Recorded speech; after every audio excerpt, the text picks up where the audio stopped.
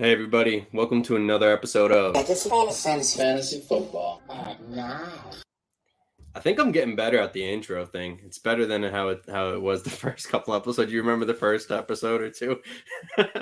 Yeah, I didn't hear it. You didn't hear it on your end? No, I didn't hear it.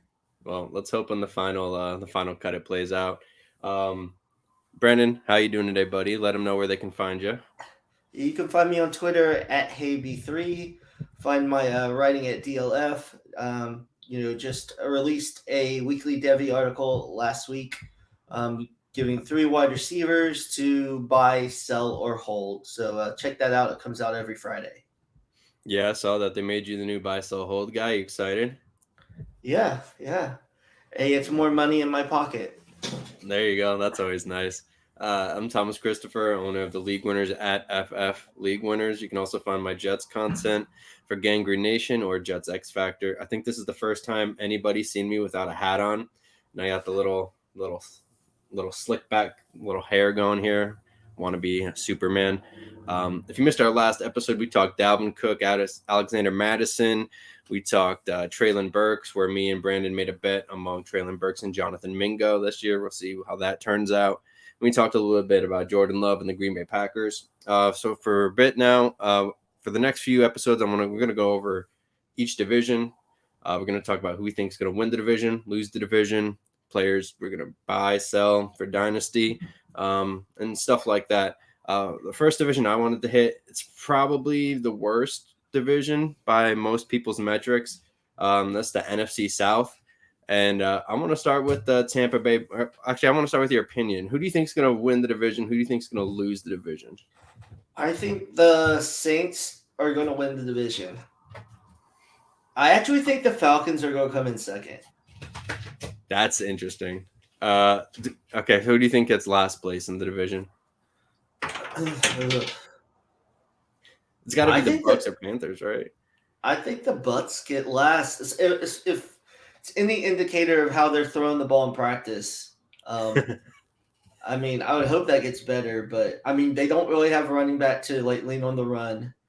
They lost, a couple defensive players, and I think the Panthers are actually going to be better than people think they are.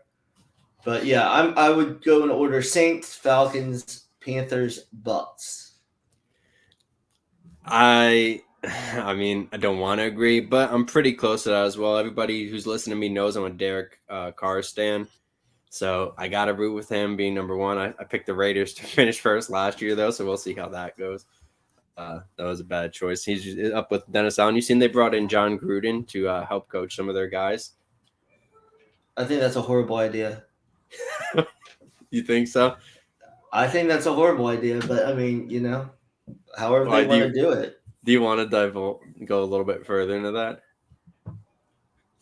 Well, I mean, I think for the versatility of that offense, it would be better if John Gruden didn't have his hands on it because he's really kind of back like 10, 12 years on how they run that offense. But Derek Carr did have some good games with him. As long as he gets the ball to Chris Olave, I don't really care, who coaches the team. Yeah, so I figure we might as well start with the Saints then. Who you buying, who you selling in Dynasty? And I mean, even in redraft this year, who do you think is going to do well? So I don't really want any part of their running back room this year. Maybe we get more clarity, the following year with your boy Condre Miller, how that'll really, really go. Don't know what's going on with Kamara. Jamal Williams probably a 1 or 2 year thing.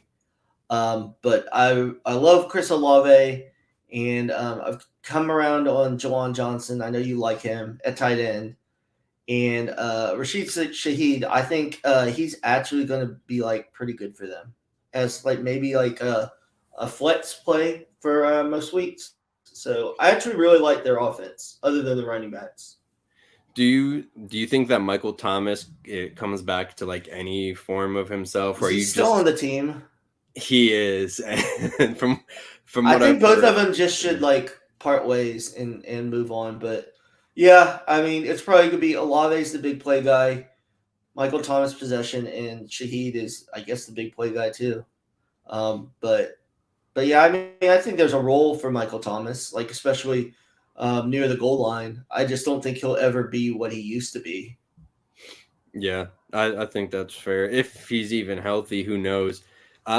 So unlike you, I'm actually buying Jamal Williams in the running back, even at least this year, maybe going forward a little bit too, depending on his cost. I think he's going to be utilized a lot as a goal line back, short yardage back. I don't know. I don't think the Saints want to be too attached to Kamara, depending on how. I mean, they're going to ride him until he has that legal decision, but I'm assuming that's supposed to be this year, if I'm not mistaken, right? Like when a decision needs to be made. Yeah, I've seen some stuff on Twitter, and I guess they could like with appeals, it could be pushed out another year. But who really knows what they're going to do with all three of those backs? I get what you're saying with Jamal Williams, but you're really just banking on him getting a touchdown fantasy wise. So I don't love running backs like that you have to have that. Where you don't remember those days of the Patriots, like Garrett Blunt, like punching it in, Oh bro. yeah. He could be I like do he could be like remember Garrett those days. Blunt-ish. He could be like Garrett Blunt-ish. We don't say he has to I be mean, as yeah. good. Yeah, I would rather go in a different direction running Oh back yeah. wise if I had the ability, because I actually think Derek Carr. I know I'm probably I was a year too early on Derek Carr, but I think he could be a back end QB1. So, there you go. I was waiting for that. Oh, I No, would I said love that it. last year, with Devontae, and then it just like all fell apart. Yeah. I don't. Do you think that's more Carr? Or do you think that was Josh McDaniels doing Josh McDaniel things? I think Derek Carr might be a little bit like Baker was in Cleveland. He doesn't do great when there's just like one like alpha like receiver that you just throw it up to. I think he likes to spread the ball around. And obviously with Devontae there, they shouldn't have done that. But I think that was kind of he felt forced to throw it to Devontae sometimes. And I don't know if that was a McDaniels thing, but I think with different types of weapons, he might do better with the Saints. So we'll see. Yeah, as everyone knows, I'm always been a Carr stan. I'm buying him at least with the parts around him. Olave should be good. Javon Johnson is, as you alluded to earlier, is a guy I'm really high on. I think he could come out and be a top 5 tight end if he can stay healthy, as long as they don't involve Taysom Hill. With Oh Carr man, there, Taysom. bro, I'm hoping with Carr there, like Taysom Hill is not a thing anymore, but they Well, love him for that's the whatever biggest reason. thing. I definitely don't want Jamal Williams if Taysom Hill's still a thing, because Yeah, that's like cutting those touchdowns near the goal line in half. And Kamara's going to get some of them too. So I would want nothing to do with him if they still make Taysom Hill that whatever they make him his be. little Swiss Army knife kind of thing. Yeah, fuck that. That would suck. All right. So let's move on to the team we both think is gonna get second. That's the Atlanta Falcons. Desmond Ridder at quarterback, second year. Arthur Smith, that Kyle Pitts, Bijan Robinson. They got Drake London. They got a lot of pieces there, a lot of good young pieces. Who are you buying in Dynasty? Who you're selling? Who do you think does good this year? What are your thoughts on the Falcons? So I am buying Kyle Pitts, Drake London, which it hurts me to say because I was not big on Drake London when he came out of college, and obviously Bijan, but I think the hype on Bijan has almost gotten to the point where like it might be time to sell if someone's really going to pay up for him, because everyone's putting these expectations on him, and kind of like with Jonathan Taylor. I mean, he's a really good player, but he's not Adrian Peterson.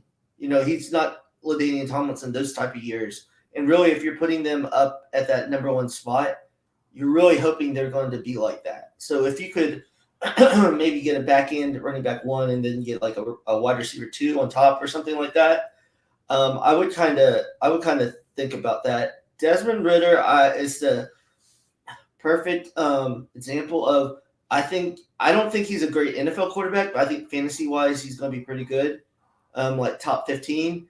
And then if he gives you that top 15 year, I'm trading him to the first person that will like accept it, because I don't think he has longevity as being a top 15 quarterback.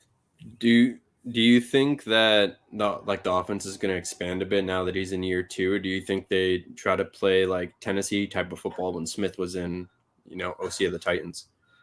I mean, they're. I mean, they could do that, but I wouldn't. I would think they wouldn't want to run Bijan into the ground, and they have more weapons than Tennessee had.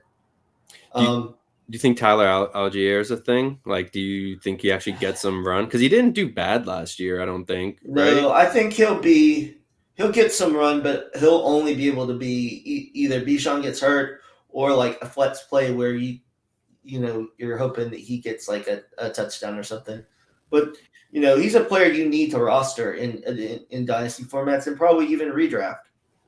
Yeah, at least as a handcuff at the minimum. Because if Bijan gets hurt, then that's gonna be crazy. I just don't know if the Falcons have like. I mean, Pitts is good. Pitts is more of a receiver than a tight end, whatever.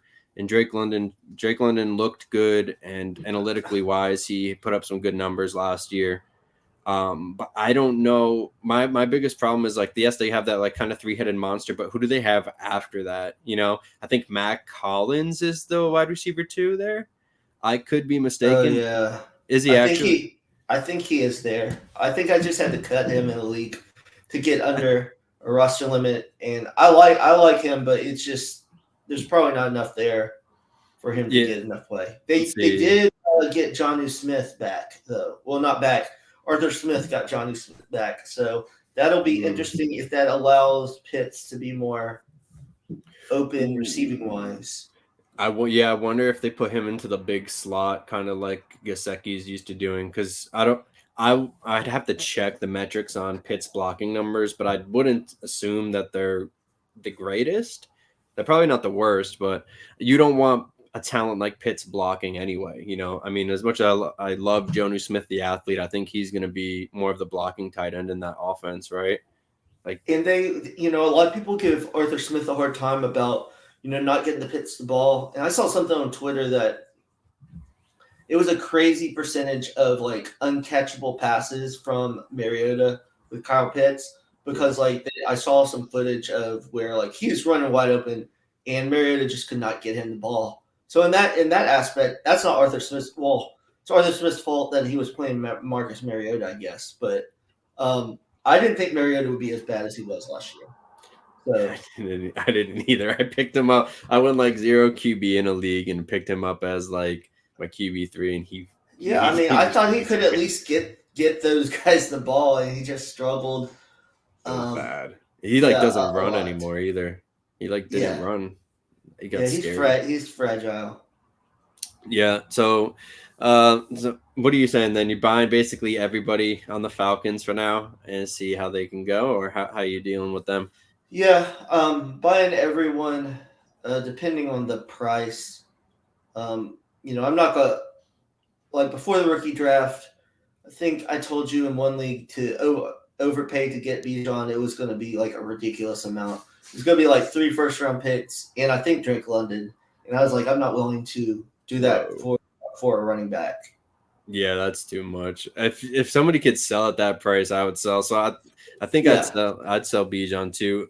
With the running back hype, I don't know, man. We've seen the way the league's starting to view running backs. I'm not sure if I want to be the guy holding the bag.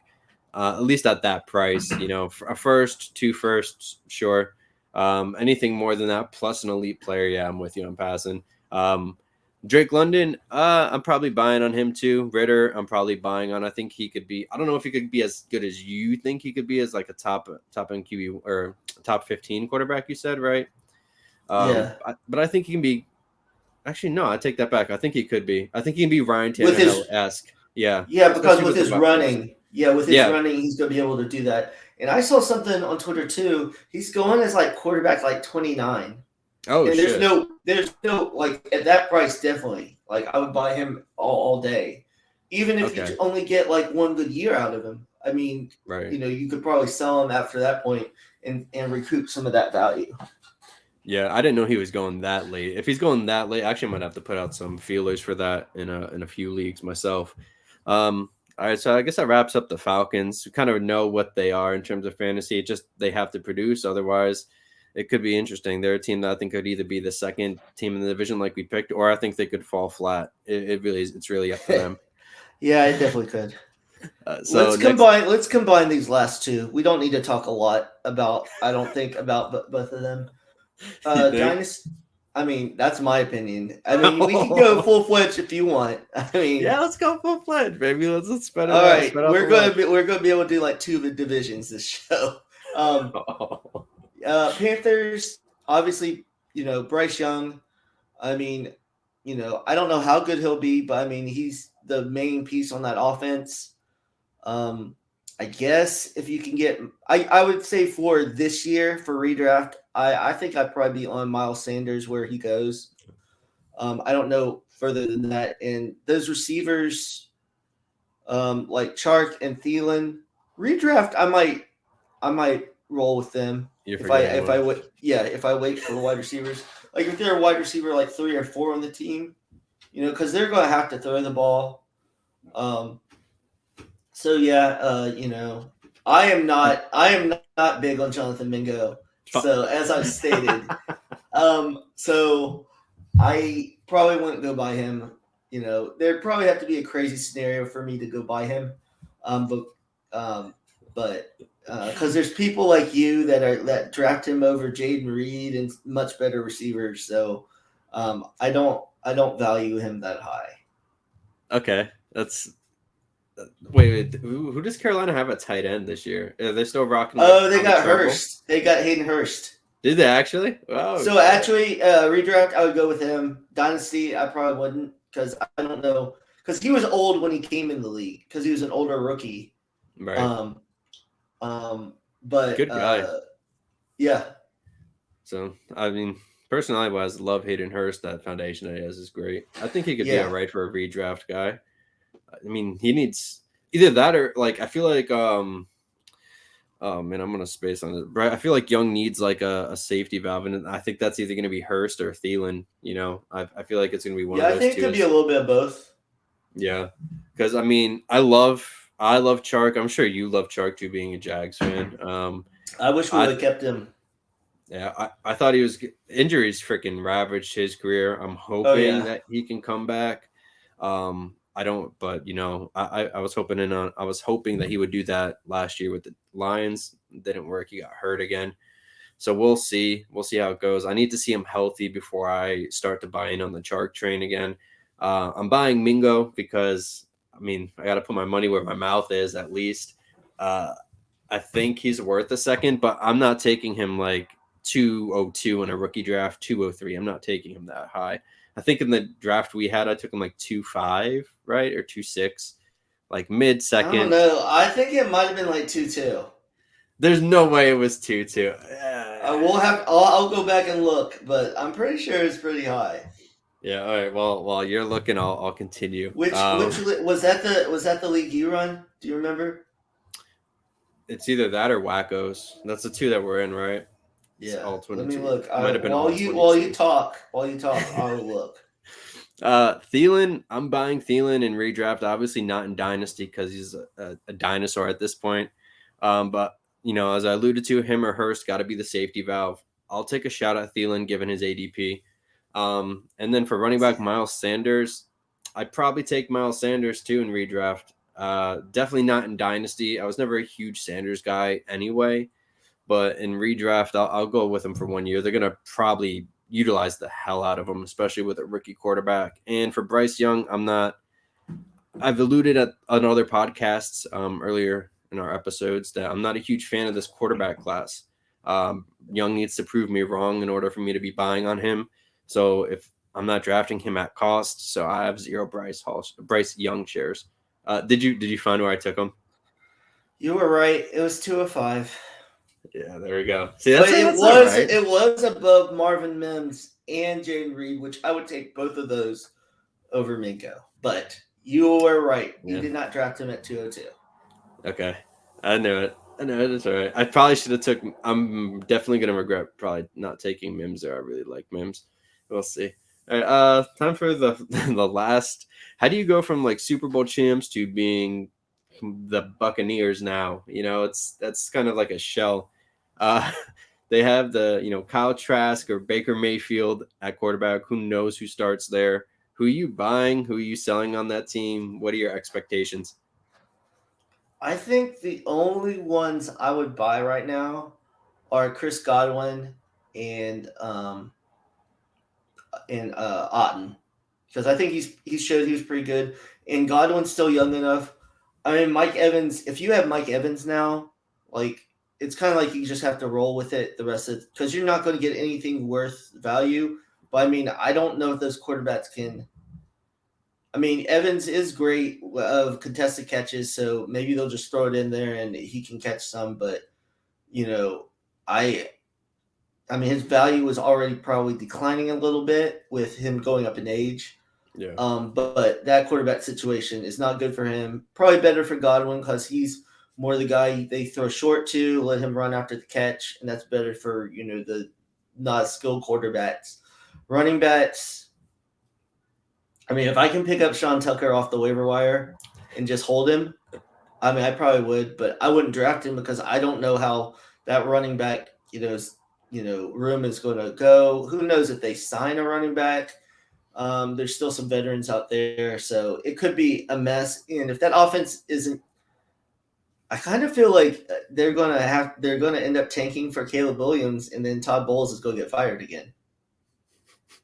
That I wouldn't mind that. I hate Bulls. No offense to him personally. But he screwed over the Jets 2015 playoff hopes, man. I still remember the game against the Buffalo Bills. I will never forget that game where he decided to sit Chris Ivory for like Steven Ridley, who was like 30 something at the time, I think. And and a bunch of bums. And then Chris Ivory comes in first play. And he runs like a 20 fucking yard. His yard per carry that game was like 6 or something ridiculous. Thanks a lot, Bulls. Go fuck yourself. So I'm hoping Wow. Oh, bro, I can't stand him. And he was throwing shots at the Jets this offseason, too, at the owners' meetings because the Jets got Aaron Rodgers, even though the guy only won a freaking title because he had the best quarterback probably of all time on his team in Tom Brady, as much as that sucks to say as a Jets fan. With Bulls, you lucked into a Super Bowl. Shut up already. Okay. So we're going to go. I know that's so harsh, man, but zero fucks given. Quarterback wise, I think you're right, man. I think they're going to have to tank for Caleb because I don't feel. I mean, we dissed that video last time about Kyle Trask and Baker Mayfield and the quarterbacks missing everybody on those on that training on the training field. I don't see either of them as a long-term option. I think Trask. It's hilarious to me to see Trask's throwing motion and like be so bad, yet he played with Brady. You think that he would have like emulated some of that a little bit. Still terrible. Rachaad White, I think he's going to do good this year because of a lack of options. But long term, I'm selling him in Dynasty because of his efficiency. Right. So, rushing grade, I'm going to go over some of his efficiency stats. His rushing grade was 53rd out of 60 qualified running backs. Yards after contact per attempt, 58th out of 60. Explosive run percentage, 57 out of 60. And missed tackles forced per attempt, 56th out of 60. And his RYOE, rushing yards over expected per attempt, 42nd among 48. That's horrible, despite how bad, mediocre the Tampa Bay's offensive line was. Because especially with the RYOE, that's based more on the running back than the offensive line. I think I'm hoping that Sean Tucker can take his freaking job because I think Tucker's just a great running back. I'm hoping that it was just like a health scare that made him, fall so far, but we'll find out. Chris Godwin, man. I like Chris Godwin. He's the underneath guy. He'd probably be the only guy I'm really buying in the Bucks. And even then, given his price, I'm not too sure. Otten's the other guy. I've been high on Otten pretty much all off season. Very talented dude. He's not Gronk by any means, but I think he can get the job done. And I'm stuck holding the bag on Mike Evans almost every league that I'm in, at least the good ones. I don't know if he can recover, like given his play style with the guys that he has. I mean, he holds the record for starting his career like 9 consecutive 1,000-yard seasons. Do you think he can make it 10 this season? Ooh, I mean, you have an extra game, so if he can stay healthy, I mean that helps him. I think he probably can because they're gonna have to throw the ball. And let me see, what would he have to average?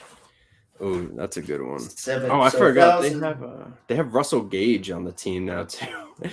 Tell me how Russell Gage signed with the Bucks just to play with Brady, and Brady bounced after a year. Yeah. So he would only have to get 59 yards a game or average 59 yards a game, which I think is That's feasible. possible. So yeah, so I think he could get it, but I mean, he's not someone he's gonna be one of those players where he's gonna have games where he's like has 150 yards, and then he's gonna have games where he Next has one where like he's like 13. Yeah. yeah, Yeah. he's gonna be maddening. I feel like because the quarterbacks aren't consistent, so that means his targets and everything won't be consistent either. Yeah, I'm probably more of a best ball guy, and I'm not even sure what his ADP is. I know his ADP is like his value has tanked because I've been holding the bag on him in a few leagues, but I don't know how if it's worth it in a best ball league. I still have to figure that out. This one's a little quicker episode because NFC South, not a lot of players there that you're really targeting outside of the Saints and Falcons. The other two teams still have a lot to prove. Brandon, let them know where they can find you at and any work that you have coming up. Yeah, sure. So find me on Twitter at HeyB3. And then, as I said, work at DLF. This week, on the Devi article will be on tight ends, which is going to be kind of tough, but because tight ends are even tougher in college football. And then also in about a week, I think the 26th or the 27th, I'll be doing a post draft profile on Tank Bigsby. So kind of talking about that. We'll be discussing in that article how I feel that the share will be with him and ETN. So watch out for that in the next week or so. Real quick, over under 1,000 all-purpose yards for Tank. Oh, under. Okay. All right. We'll have to touch on that next time. I think we'll do the All right. AFC South next. Okay. All right, so I'm Thomas Christopher, Thomas CP_NFL. You can find all my Jets stuff, GangGreenNation, Jets flight connections every day, and you'll see my breaking news stuff at JetsXFactor. You can also follow at FF League Winners on Twitter for all the great writers that I have over there. I appreciate all y'all, Brandon. I'll see you next time, buddy. All right.